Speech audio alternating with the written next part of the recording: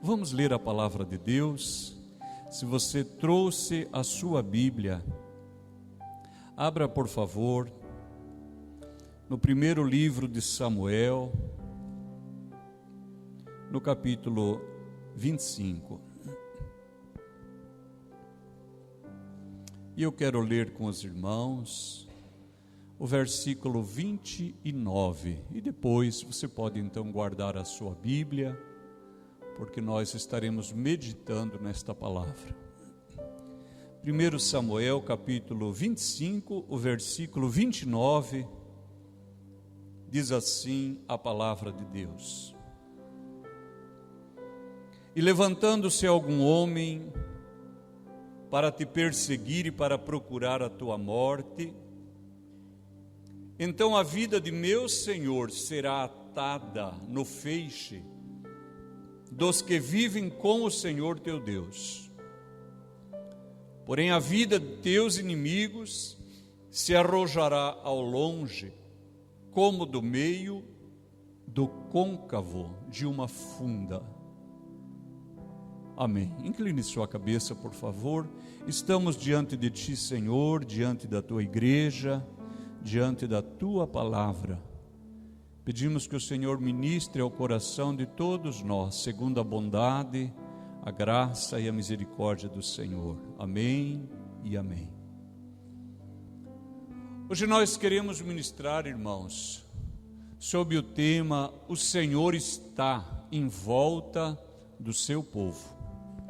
É um tema muito bonito e é um tema que faz tão bem ao nosso coração. Pensar que Deus está à nossa volta.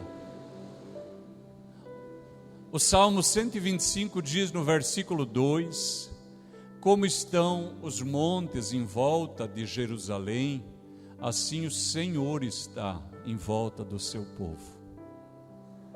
Essa palavra que, como os montes estão em volta de Jerusalém, o Senhor está à nossa volta, ela fala da presença contínua de Deus, uma presença que não se afastará, que não se arredará, inabalável à nossa volta.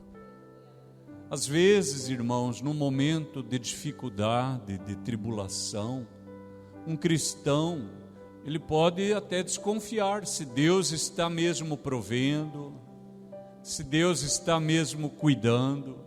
Pode acontecer, porque nós somos falhos, e porque pessoas são falhas, e porque em algum momento nós já confiamos em alguém e esta pessoa nos decepcionou, e nós trazemos essa experiência mundana para a nossa relação com Deus.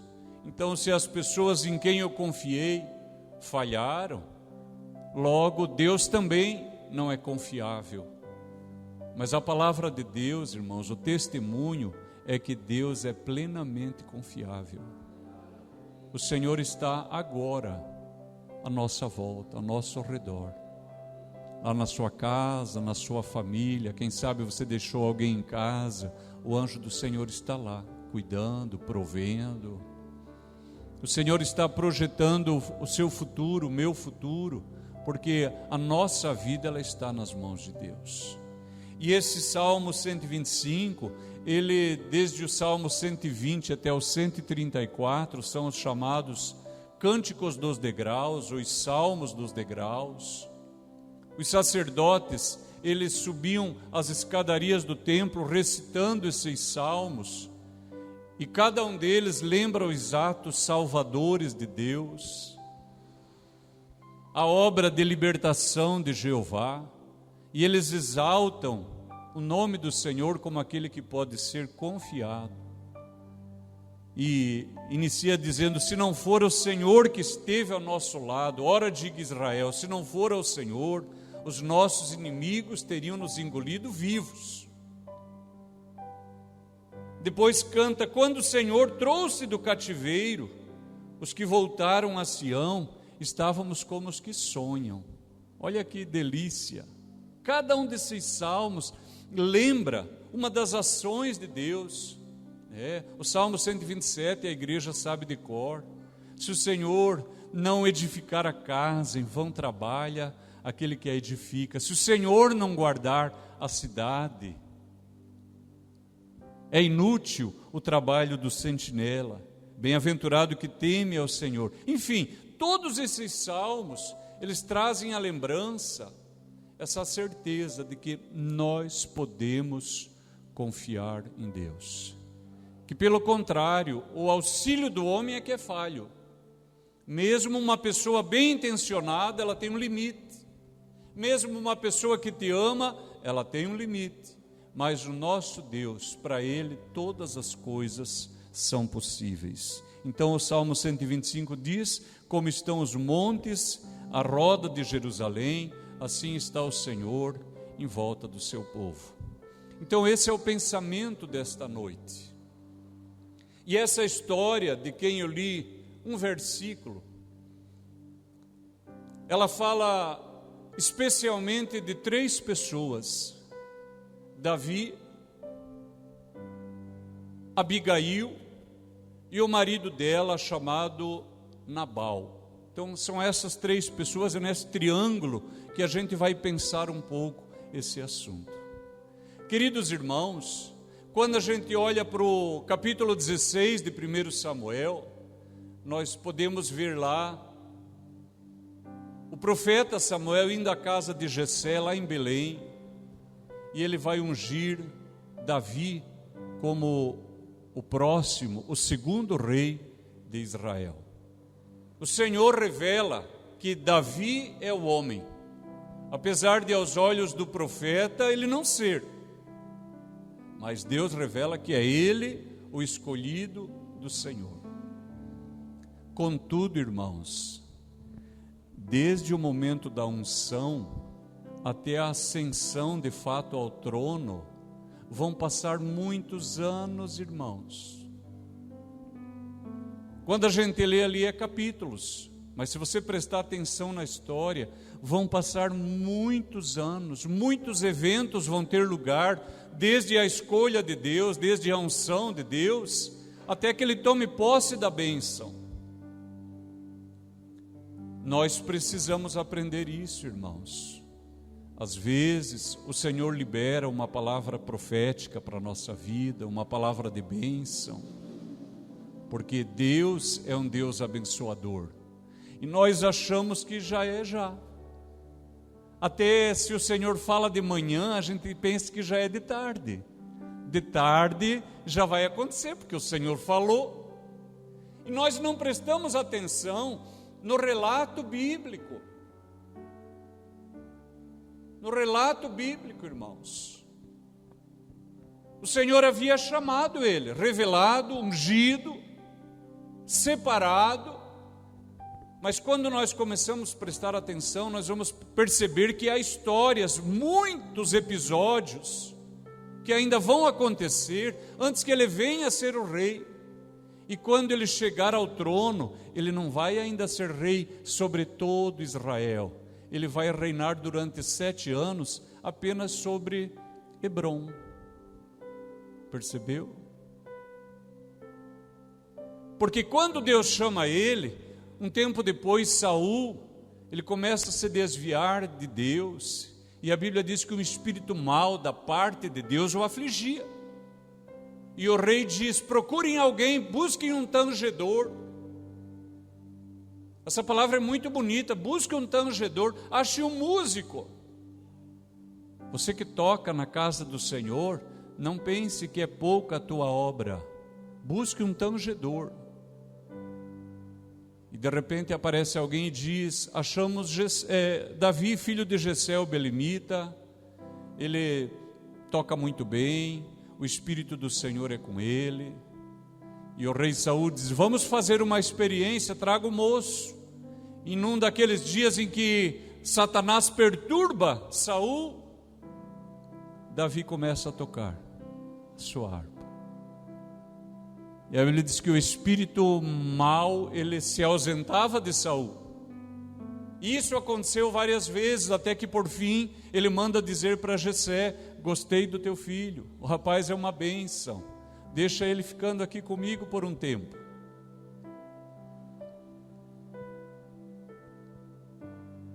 Esses tempos eles passam, e um dia Davi volta para sua casa, e acontece aquela guerra contra os filisteus. E um dia Jessé diz: vem cá, meu filho Davi, vá até o campo de batalha, veja como é que estão os teus irmãos, veja o que está acontecendo na guerra, leve pão, leve queijo, leve vinho. E ele sobe para ver como está a guerra e levar aquilo obedecendo seu pai. E então acontece aquela cena em que ele luta contra Golias. Perceberam? Olha quantas coisas.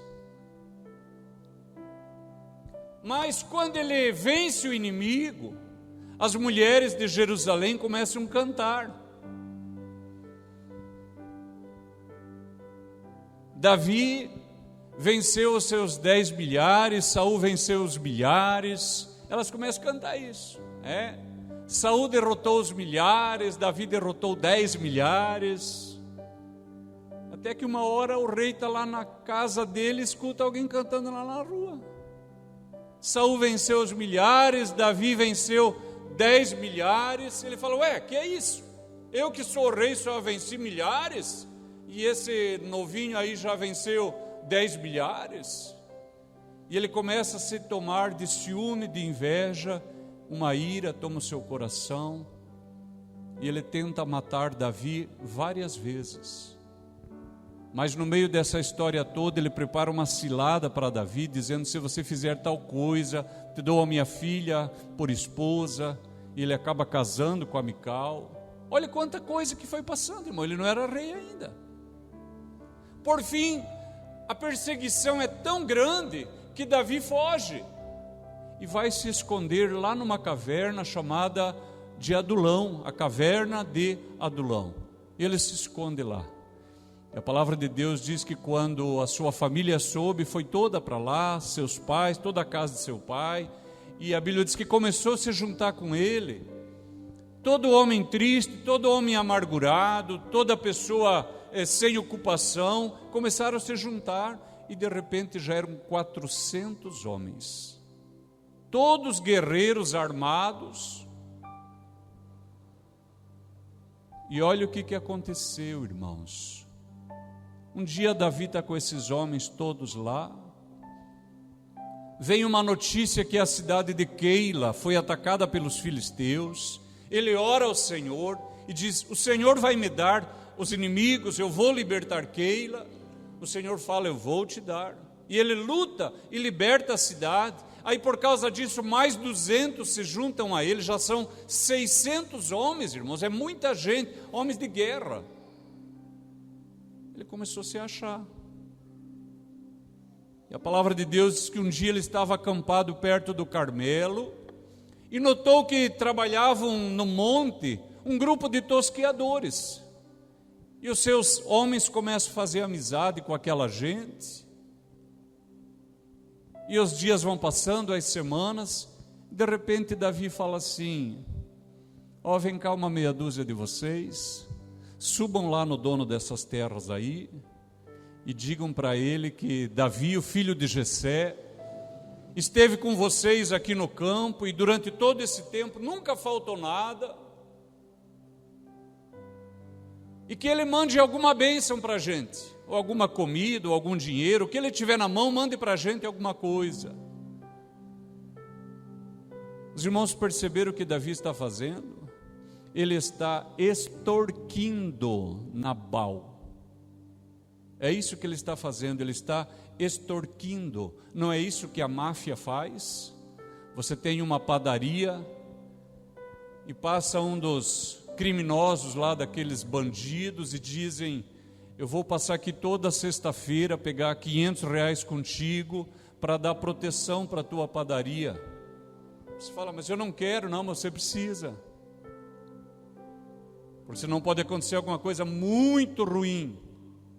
Mas nunca aconteceu, mas sempre tem a primeira vez. Então toda sexta nós vamos passar aqui.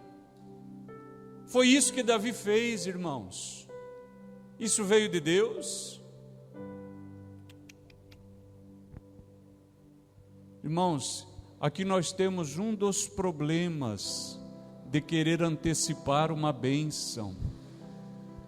Deus tinha falado que ele seria rei? Tinha. O Senhor prometeu que seria com ele? Prometeu. Que abençoaria, prosperaria o seu caminho, todas essas coisas. Mas era o momento? Não era.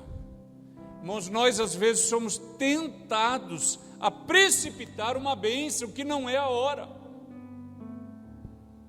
É igual o jovem solteiro, que quer ter os benefícios da pessoa casada, mas que não é casado. Aí traz sobre si problema. E eu me penalizo muito, porque sempre sobra para as moças. Parece que não existe pai solteiro. Já viu que a gente não ouve essa expressão, conheci um pai solteiro, conhece sempre uma mãe solteira, como se a mãe engravidasse sozinha. Ela carrega essa pecha, ela carrega esse peso por anos, às vezes para a vida toda. Por quê? Porque antecipou uma bênção que é do casamento, que não pertence para a vida de solteiro, está fazendo igual Davi. Irmãos, Deus é Deus de bênção, Deus é Deus de bênção, mas Deus tem um tempo para todas as coisas? Tem. Eclesiastes 3, a palavra de Deus diz: há tempo para todas as coisas debaixo do céu. Deus tem uma hora para você, não fica aflito, acalma teu coração. Deus é plenamente confiável. Eu vou ficar rico, vou começar a gastar já. Claro, se a bênção do Senhor enriquece, não acrescenta dores, eu vou começar a gastar já. Então, já está antecipando uma bênção. O que vai acontecer? Vai dar problema. Deus me chamou para o ministério, então agora, de hoje em diante, me chama de pastor, né? Pastor agora é pouco, não é chique, né? É bispo, apóstolo, tantas coisas, né? Semideus.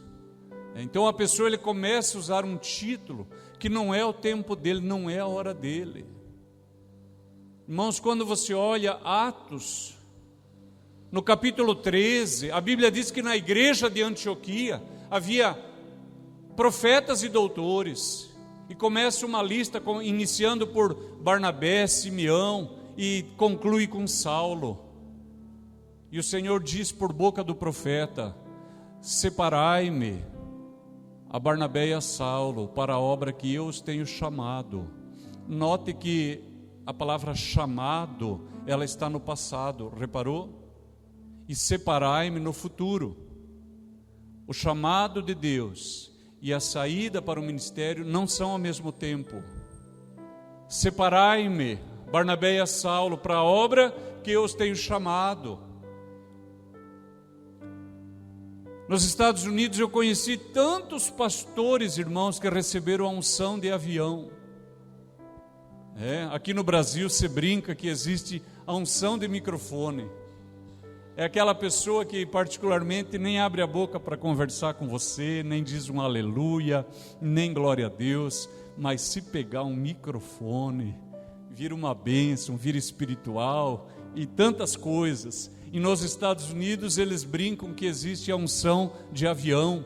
É a pessoa que vai embora para os Estados Unidos e tem um chamado de Deus, ou tinha, e no avião sozinho, eu me consagro pastor.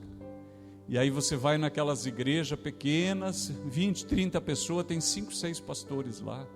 Não prega, não ora, não visita, não lidera, mas tem um título, porque antecipou uma bênção. Você vai lembrar disso, igreja. Você vai acalmar teu coração. Deus tem um tempo para a sua vida. Deus tem uma hora para a sua vida. Mas Davi, ele não quis esperar essa hora. E ele se encheu de presunção, de orgulho, de vaidade. E falou: fala para esse próspero que nos mande uma bênção. E quando Nabal escuta aquela história, ele fala assim: quem é o filho de Jessé? Eu não tenho que mandar nada para ninguém. Eu não vou mandar coisa nenhuma. Pode dizer para ele lá que eu nem sei quem é, não conheço, não me interessa. Por acaso eu vou tirar a comida dos meus trabalhadores para dar para gente estranha? Pode dizer que eu não vou mandar nada. Irmãos, a Bíblia diz que quando Davi escuta essa notícia, ele se enche de ira, porque, irmãos, quando nós queremos antecipar a bênção, nós saímos da vontade perfeita, boa e agradável de Deus.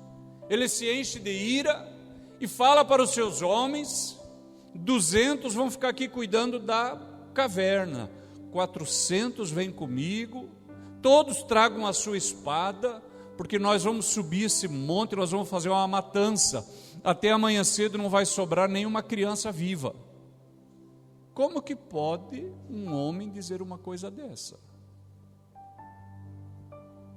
O coração irado, irmãos, coração orgulhoso, cheio de presunção. Quem somos nós para controlar a vida de alguém, irmãos? Nós somos nada, irmãos. Nós carecemos da graça e da misericórdia de Deus cada dia. E aqueles homens se armam e sobem. Mas um dos criados de Nabal percebeu o que estava acontecendo. Ele corre lá para a mulher de Nabal, Abigail. Essa mulher sábia, irmãos, por isso que a Escritura diz: a mulher sábia, ela edifica a sua casa. A palavra Abigail, o nome Abigail significa alegria de meu pai, Ab-ik-ail, regozijo de meu pai, e aquele pai tinha motivo para se alegrar com uma filha sábia como essa. O criado correu e disse: minha senhora, o mal já está determinado. Nabal diz que não vai entregar nada, Nabal não sabe nem o que está fazendo. Tem 600 homens de guerra lá embaixo, escondidos numa caverna, e 400 já estão subindo a montanha. Veja o que vai fazer, porque não tem mais tempo. E a palavra de Deus diz que ela rapidamente tomou 200 pães, 2 odres de vinho, 5 ovelhas guisadas, 5 medidas de trigo tostado, 100 cachos de passas, 200 passas de figos passados, pôs tudo sobre 2 jumentos, chamou um criado e disse: vai levando rápido esses animais, eu já vou embarcado num outro. E começaram a descer a montanha, e quando estavam descendo a montanha, está subindo Davi com 400 homens, um coração cheio de ira, de orgulho, de presunção. Nenhuma dessas coisas vem de Deus. Pode ter certeza, um espírito maligno o esforçava, o movia. Mas descendo a montanha vem uma mulher em quem tem sabedoria. E a Bíblia diz que quando ela viu Davi, ela pula do mulo e vai na direção de Davi e se inclina e diz: ouça a tua serva, ouça a tua serva. Notou a sabedoria, a humildade, vai na frente.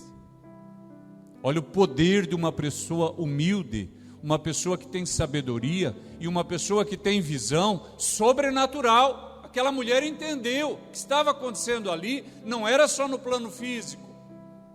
Irmãos, a palavra de Deus diz: a nossa luta, ela não é contra carne nem sangue, é contra principados, contra potestades, contra hostes celestiais das maldades, nas alturas celestiais. Essa mulher, ela teve visão espiritual, ela se inclinou e disse: por favor, escute a tua serva, a transgressão é minha, como se ela dissesse: faz de conta que fui eu que falei a bobagem, eu vim pedir perdão. Aqui já estão os animais cheios de pães, de uva, de figo, de carne, de vinho, reparte com os teus homens, faça o que quiser. E aí ela diz uma coisa: vive o Senhor e vive a tua alma. Está falando com um homem irado, que o Senhor te impediu de vires com sangue. É como se ela dissesse: o Senhor impediu que na subida você já achasse alguém e viesse arrancando cabeça. O Senhor te impediu. E de que a tua mão te salvasse. Olha que palavra: o Senhor te impediu de que a tua mão te salvasse. eu quero te perguntar: quem é o nosso Salvador? Quem é o nosso libertador? Então, quem é que deve salvar a nossa vida? É Deus. Quem é que deve libertar a nossa vida? É Deus. O Senhor, Ele diz na sua palavra: minha é a vingança. Deuteronômio 32, 35, minha é a vingança, eu retribuirei. Eu sei que aqui nunca você teve vontade de se vingar, né? Aqui, eu estou vendo só aqui coração doce. Né? Se eu pego aquelazinha, queria ter um para-choque de aço no meu carro. Você nunca pensou nenhuma dessas coisas, né? Queria ter um soco inglês no meu carro, aperta um botão, sai uma mão poderosa, pá! O Senhor diz: minha é a vingança, eu retribuirei. Irmãos, nós não sabemos quem é a outra pessoa, nós não sabemos se ela está armada, se é um lutador profissional, nós não sabemos, se é um bandido, nós não sabemos. Mas de uma coisa nós deveríamos estar certos: Deus é o meu libertador, Ele é o meu escudo, Ele é o meu ajudador, Ele guerreará as minhas batalhas, o Senhor fará. E eu farei o quê? Eu louvarei o nome do Senhor, eu levantarei uma bandeira, eu direi: foi o Senhor que me salvou, Ele guardou a minha alma, livrou a minha vida da morte, guardou os meus caminhos. Essa mulher disse: o Senhor te guardou de que você viesse com sangue, e o Senhor te guardou de que você mesmo livrasse e se salvasse. Perdoa, pois, a tua serva esta transgressão. E aí diz assim: porque certamente fará o Senhor casa firme a meu Senhor. Irmãos, a Escritura diz que o temor do Senhor é o princípio da sabedoria. Essa mulher nem sabia que ela estava profetizando na vida de Davi. Ela disse: o Senhor te fará casa firme. Os anos vão passar, as promessas de Deus alcançarão Davi, como alcançarão a tua vida? No tempo de Deus. E quando Davi já é rei, e já está velho, cheio e farto de dias, cheio de ouro, toneladas, 100 toneladas de ouro, mais de 200 toneladas de prata, madeira nobre, em quantidade inumerável. Quando ele tem todas essas coisas, ele chama o profeta e diz: ô Natã, eu estive pensando, eu moro em casa de cedros, mas a arca do Senhor mora em casa de lona. Eu vou edificar uma casa para o Senhor. E Natã gostou. Irmãos, talvez eu falaria a mesma coisa. O profeta diz: constrói mesmo.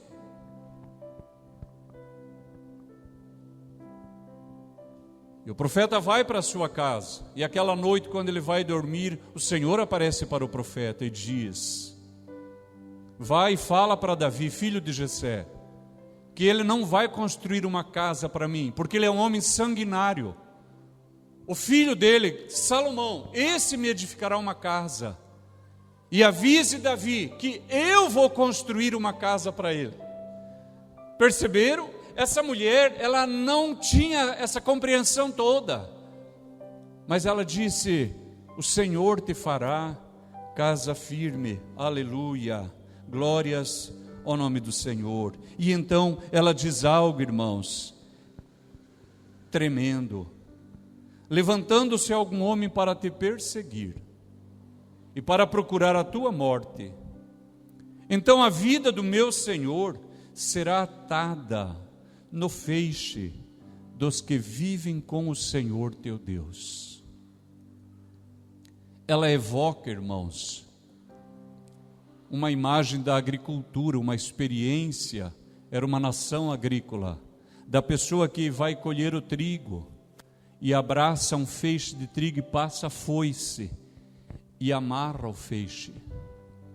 E ela diz que Deus tem um feixe de pessoas escolhidas, e que Davi seria atado no feixe de Deus. Essa mulher, ela está dizendo que tem dois tipos de pessoas. Tem a pessoa que se salva a si mesma, que se liberta a si mesma, que prospera a si mesma, e essa pessoa não está no feixe de Deus. Pelo contrário, ela diz que a pessoa que se vinga a si mesma, que opera a obra em si mesma, o Senhor colocará ela numa funda. Aqui, quando era criança, quem sabe você brincou, eu brinquei de funda, uma peça pequena de couro, com dois tirantes de couro, a gente põe uma pedra. Depois que a pedra está ali, irmãos, ela não sai mais, ela só vai sair a hora que eu liberar um dos fios. E ela disse, a pessoa que se livra a si mesma, que se salva a si mesma, que se realiza a si mesma, essa pessoa vai ser colocada na funda de Deus, e Ele a atirará para longe de si. Mas aquele que confia que Deus é o seu Salvador, que o Senhor é o seu libertador, que Ele é o seu braço forte, a sua mão poderosa, aquele que a livra no dia da angústia, essa pessoa, ela vai ser atada no feixe de Deus. E se alguém me perguntasse neste dia, pastor, aonde que você gostaria de estar? Eu queria estar bem no miolinho lá do feixe das pessoas que Deus escolheu para si. E eu creio que aqui tem mais pessoas assim, porque o que é que te traz a este lugar? É o desejo de fazer parte daqueles que são escolhidos por Deus. Por causa desta palavra, Davi recua. Aleluia. Davi volta atrás. Entretanto, queridos irmãos, o Senhor tinha dito, a vingança é minha. E nós somos chamados a confiar inteiramente no Senhor. Davi come aquele material, desiste daquilo. E essa mulher volta para casa, seu marido está comendo, porque o texto permite entender que Nabal, ele não ficou abandonado, a mulher deixou uma refeição para ele, uma refeição magistral, porque viu que o coração dele está virado. Agora, pense uma coisa, Nabal não tinha razão de estar irado contra Davi. Nabal não tinha razão de dizer, eu não vou dar nada. Ela não tinha razão, claro que ele tinha. É só ver que o texto diz que ele era rico. O próprio Davi disse que ele era um próspero, um homem que tem empregados, que está tosqueando um rebanho. Ele era um homem muito bem situado financeiramente. Ele tinha razão, eu não vou dar nada. Contudo, irmãos, Nabal tinha razão. O nome Nabal significa tolo. Nunca esquece. Irmãos, ter razão não é a melhor opção. É melhor ter sabedoria. Às vezes lá na sua casa, no seu casamento, você fala assim, mas eu tenho razão. E bate o pezinho assim. Você sabe que eu tenho razão. Irmãos, para ser feliz, para viver bem, para ser abençoado, não importa quem tem razão, importa quem tem sabedoria. Lá na sua empresa, no seu trabalho, está cheio de razão, e fala com o patrão, e você acha que está cheio de razão, mas falta sabedoria. Nós precisamos que Deus nos dê sabedoria, porque essa é uma bênção de Deus, é uma virtude magnífica. No trânsito, não, mas eu tenho razão. Mas está havendo sabedoria? Porque Nabal, ele tinha razão, só que ele não sabia que atrás daquela meia dúzia tinha 600 matadores. 600 criminosos, 400 já estavam subindo. Isso ele não sabia. Notem, irmãos, que a razão, ela pode não te ajudar. Na verdade, a razão pode levar você a tropeçar. Nós precisamos que Deus nos dê sabedoria. E sabedoria nós encontramos em Abigail. Ela levou um presente para Davi, mas ela deixou uma mesa farta para o seu marido. A Bíblia diz que ele comeu, bebeu, se embebedou e foi dormir. Mas no outro dia, quando ele entendeu o que a mulher tinha feito, a palavra de Deus diz que o seu coração se endureceu. E em 10 dias ele estava morto. Irmãos, dá para perceber aqui que ele teve um infarto, irmãos, fulminante, de ira. A mesma ira que primeiro estava em Davi, e que o Senhor o livrou dela, agora estava em Nabal. Em 10 dias ele estava morto. Perdeu toda a sua riqueza, perdeu sua esposa, sua família, perdeu tudo. Por quê? Porque não teve sabedoria, teve somente razão. Aleluia. Que Deus, irmãos, nos ajude a sair daqui nesta noite dizendo: o Senhor é quem me guia, o Senhor é minha sombra, minha direita, o Senhor tem provisão para mim. No tempo de Deus, na hora de Deus, o Senhor fará todas essas coisas. Então eu queria te exortar, igreja, não se desvie, não se desvie, fica firme, igreja. Tem tempo de tribulação? Tem tempo que a nossa fé parece que um fósforo que está querendo apagar e é o último. Você já passou por isso lá na sua casa? Só tem um fósforo que quer apagar. Às vezes nossa fé está assim. Volte para o caminho, diga: sopra Espírito Santo, sopra outra vez, renova outra vez. Qual é a pessoa que na sua jornada de fé não teve dias maus? Igreja querida, espera no Senhor. Deus, Ele tem provisão. O apóstolo Paulo, ele fala que os homens nos considerem ministros de Deus e despenseiros de Cristo. Alguém que trabalha numa despensa significa que Deus tem depósito para a nossa vida. Não sai do caminho, mas está dando tudo errado, dá uma tentação de também fazer coisa errada. Nesta noite o Senhor está dizendo: fica no caminho, espera mais um pouco, evita essa presunção de querer controlar as pessoas, de achar que você tem algum tipo de poder sobre as pessoas. Confie que Deus é justo e Ele fará justiça. Alguém está perseguindo você? Está tentando mal contra a sua vida? A vingança é do Senhor, Ele retribuirá. Lembre-se, ter sabedoria é melhor que ter razão. Desenvolva a sua percepção espiritual. Quando as coisas estiverem dando errado, consulte ao Senhor em oração. Fala: Senhor, me mostra o que é que está havendo. Nós não conhecemos os detalhes do coração de Abigail, mas quem sabe um coração de oração. Quem sabe ela viu que a casa caiu.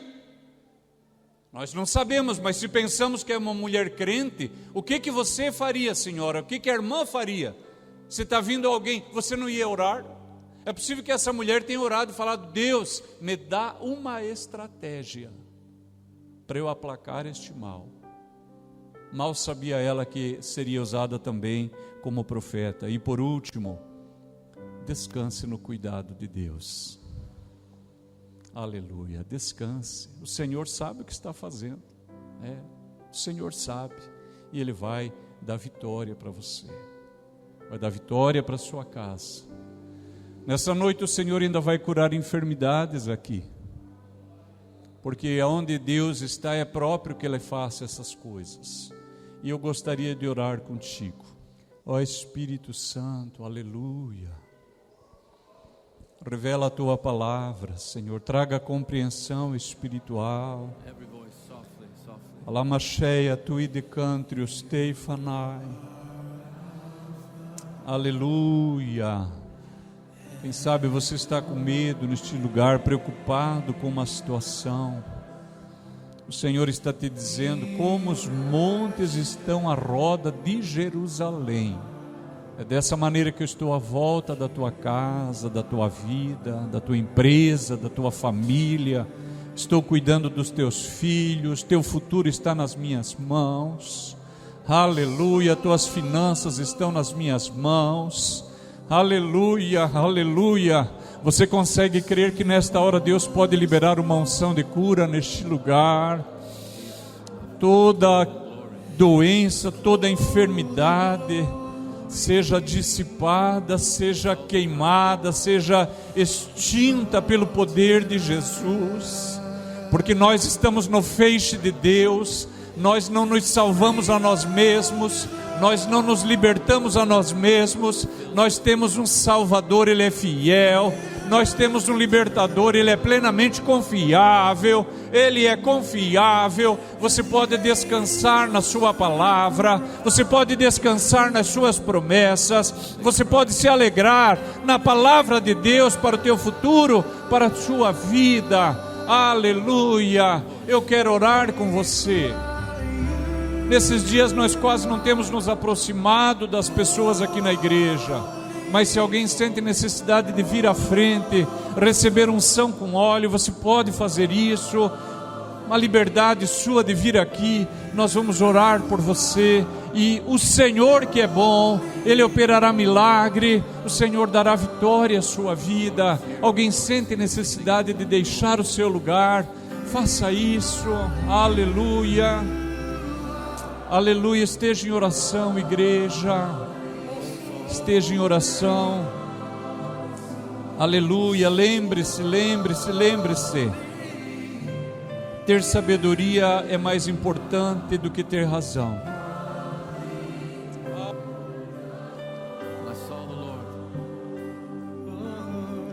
Eremasai, coach alai de shofanai.